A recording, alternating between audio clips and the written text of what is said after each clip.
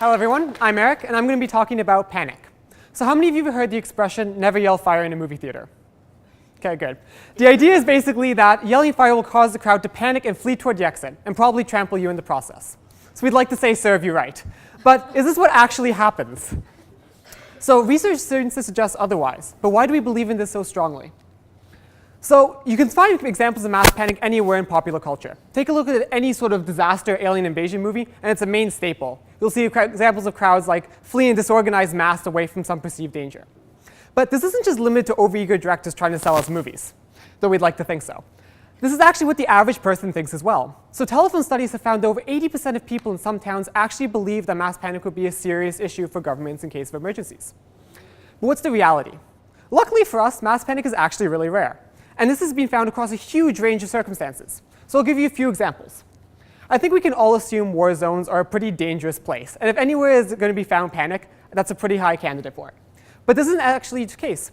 So for example, during the Blitz in London, out of all the eligible women and children who were allowed to leave the city through evacuation programs, only 37% chose to do so. In fact, at later points during the war, there was more people coming back into the city than leaving, despite the bombing still going on. So this is the opposite of what we'd expect if people are panicking and fleeing from danger. Even building fires, the stereotypical example of where a mass panic is supposed to occur, doesn't always show it. So studies have done over building fires have found that not only are people slow to even believe there's a fire, so you can see when fire drills go off, everyone wants to make sure it's a drill first before they actually leave.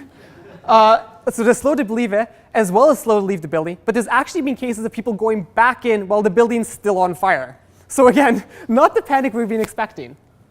So why is this the case? Why the discrepancy between what we see and what we think should happen?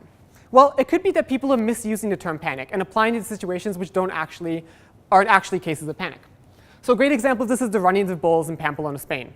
This happens every year. And for a person who's never seen this before, you'd assume that people are fleeing for their lives from these bulls. This is actually an organized sporting event that people choose to participate in. This isn't a mass panic. So an actual study by Roche et al. Found that looking at emergencies from the mid-1850s to 2010, there was 20 cases described as panic, but actually only 2 of them really fit the description. So this is actually a serious problem if the media are over-exaggerating cases of panic. Now we all know the media tends to exaggerate stuff. They want to sell us stories. And the majority of people actually rely on newspapers or online media in order to learn about emergency situations, because let's be honest, it doesn't happen to most of us. So this can cause people to develop an availability heuristic. So what I mean by this is that people tend to assume mass panic is common because they hear it's common. So they're told by the media it should happen a lot, and so that's what they learn to expect. It could also be that we're framing mass panic in the wrong terms. So mass panic is often framed in terms of a competitive theory or a prisoner's dilemma. So in this case, if people have to leave from a burning building, let's say, the crowd and an individual have to choose either to cooperate and leave and wait their turn to leave, or they can all make a mad dash for the door and try and push everyone else aside. So if everyone chooses to wait their turn, chances are everyone will make it out in a nice, organized fashion. However, if either the group or the individual choose to cut the other person off, someone's not making it out.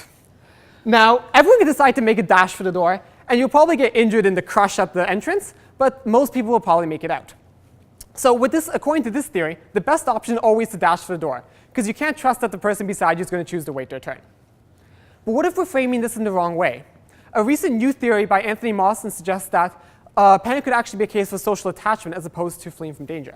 So it's not that people are running away from what they're afraid of, it's they're running towards something that makes them feel safe. So this is an example of sort of people running towards things that generally feel familiar to them, because things that are familiar have been classically conditioned to make us feel safe, because we've associated being with them all the time with absolutely no danger being around them. So this means that people run towards things that are familiar. And this actually fits with the evidence a lot better. So the cases I showed you before, people are unwilling to leave their homes or their home cities and their families because those are the things that make them feel safe. And so when we feel in danger from these bombings or fires, we want to go to what makes us feel safe, and so we stay put. Now this is actually really important for governments because they have to be able to plan how to react in case of these emergencies. Unfortunately for us, the government suffers from the exact same assumptions the average person makes. So this here is an image of the Rio Grande floods in the 1950s. So in the Mexican and US governments both delayed telling the public about the dangers of the flood in hopes of avoiding a mass panic. Ironically, there was no mass panic, and instead this delay in telling the people caused a lot of injuries from the slower evacuations. And if you think this is some outdated notion we've grown past, you'd be wrong. So the Center for Disease Control in the United States still makes assumptions about mass panic when planning for bioterrorism. And this is pretty recent stuff, like from the mid-2000s. So it's not like we've grown past this and become smarter people. Still the same problems today. So all in all, panic is a lot more complicated than people like to think. It's often used as proof that there's a fine line between like civilized society and utter barbarism. But in actuality, there's a lot more complications and nuances to mass panic. And so I hope you leave here today with a slightly more positive outlook of crowd behavior, and maybe even a more positive outlook on humanity itself. Thank you.